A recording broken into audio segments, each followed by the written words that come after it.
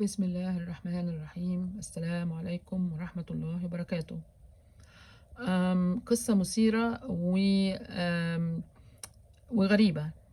المفروض ان احنا زي ما شايفين في الصورة كده، في واحدة ست بتعدي الولد ابنها او ما بتعدي الترعة، وحاطة ابنها في المشنة فوقها لغاية لما توصل الناحية التانية.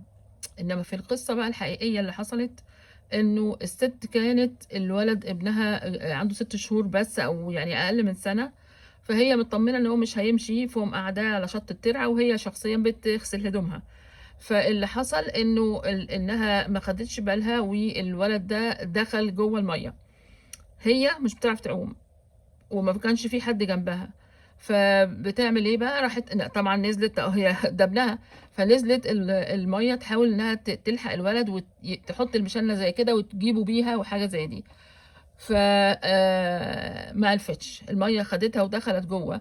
انما اللي حصل ان الولد كان لابس جلابيه، الجلابيه فرشت حواليه واتنفخت وعملت زي العوامه ليه، وطلع من الميه. وبعد كده طبعا ايه، الناس يعني خدوه، والام كانت اتوفت الله يرحمها.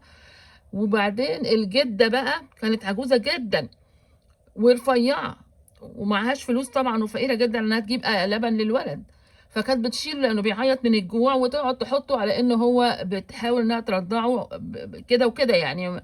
وفوجئت ان ربنا سبحانه وتعالى بعت له لبن، كأن هي بالظبط هي اللي ولدت.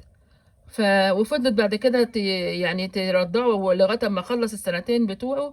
ويشوف ربنا سبحانه وتعالى وكرمه، وقد ايه الام ثم الجده. اللهم لك الحمد والشكر.